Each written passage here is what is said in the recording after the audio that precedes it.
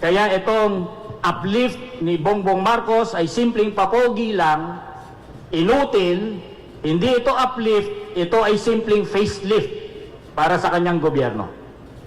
Ganito ang sitwasyon at hindi totoo yung sinasabi ni Auntie Claire. Si Auntie Claire talaga ay siya lang yung denial. Pero ayon kay Balisacan, aabot na this week alone, na lagpas 130 per liter ang diesel. Lagpas 100 ang gasolina. Ayon kay Balisacan, ang inflation ay aabot ng double digit. At posible pa na magkaroon ng 176% na pagtaas sa diesel up to 162 per liter. Ganyan ang sitwasyon ngayon at hindi walang kalinawan kung kailan matatapos itong krisis na to. At alam natin, tatagal. Hindi dapat tayo mag-isip na tulad ni Trump na yung kanyang timeline, akala mo temporaryo lang, ilang linggo lang. Pero yung gobyerno natin, yung kanyang solusyon, yung kanyang ginawang EO 110, yung pagdeklara niya ng State of National Emergency, kung titingnan mo kung anong nakalagay doon, parang akala mo gumagalaw lang ang gobyerno natin sa timeline ni Trump. Na ilang linggo lang ito, matatapos to, pabubuksan ng Strait of Hormuz. Pero alam natin hindi ganon. Unang-una na dyan, hindi gumagalaw ang Iran sa timeline ng US at saka ng Israel. Unang-una na doon sa kanyang uplift, o yung EO 110, isa ng pinaka-notable doon. Sa uplift committee, nag-iisang notable na wala ay ang Department of Labor. Walang pagpapahalaga si Bongbong Marcos sa epekto ng krisis pagdating sa mga manggagawa. Pagdating sa kanyang mga solusyon, ito ay mga simpleng temporary solutions na hindi talaga ina-address yung mga fundamental na problema na nilikha bago pa yung krisis. Kung bakit mataas ang presyo ng ating langis at wala tayong kapasidad.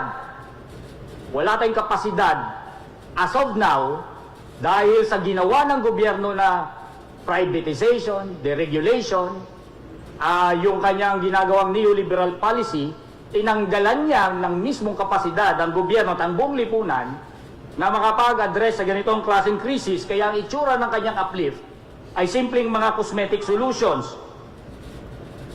For instance, ang sagot ni Bongbong Marcos doon sa uplift, paano natin masusolusyonan ang problema natin sa langis? Sabi niya, demand side. Yung demand side ang ating susolusyonan. Bawasan natin ang konsumo. Ayon sa kanya, mag-adapt tayo ng electric vehicle. Demand side, walang pinag-uusapan na supply side. At ito ay dahil deregulated nga ang oil industry. At ang pagsusupply ng langis ay binibigay sa mga pribadong kumpanya at ini-insure ng gobyerno ang kita ng pribadong kumpanya. Kung kaya, yung EO 110, dahil ini-insure niya ang kita ng pribadong mga oil companies na ito dahil sa oil deregulation law, demand side lang ang i-curb at ililimitahan. Pagdating sa supply side, bahala ang mga oil companies na magtakda ng kanilang presyo. Kaya ilang araw bago yung inisyo yung 110, sinabi at inamin ni Bongbong Marcos sa isang interview, sa pagkain pwede pa tayo gumawa ng solusyon sa presyo. Pero pagdating sa langis, wala na tayong magagawa.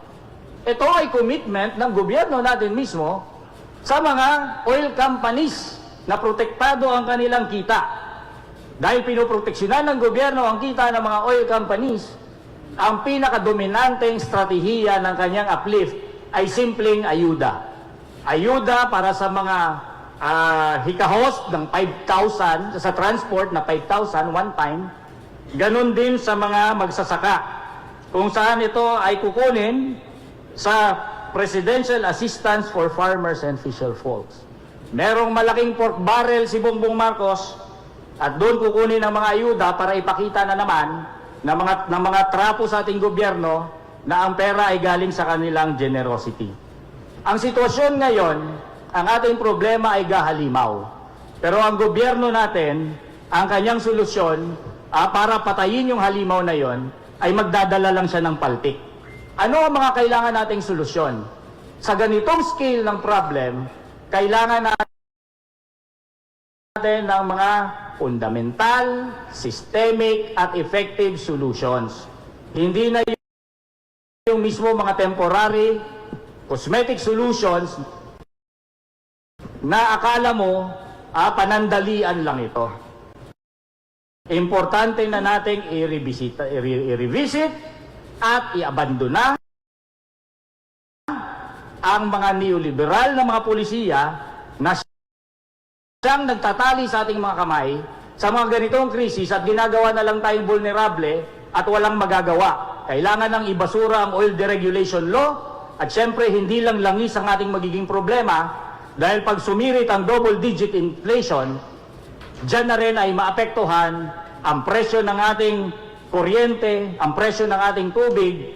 Kaya lahat ng mga deregulation at privatization na ginawa sa ganyang sektor ay kailangan i-abandona na natin ang IPIRA at syempre kailangan natin i-abandona ang rice tarification law, lahat ng mga batas, lahat ng mga economic na mga polisiya, yung struktura ng ating dating ekonomiya na walang kamay ang gobyerno, pagdating sa tubo at kita ng mga kapitalista, kailangan na nating alisin. Ito ay isang krisis na apektado tayo lahat at hindi simpleng cosmetic ang dapat nating gawin. Kaya itong uplift ni Bongbong Marcos ay simpleng papogi lang, inutil, hindi ito uplift, ito ay simpleng facelift para sa kanyang gobyerno.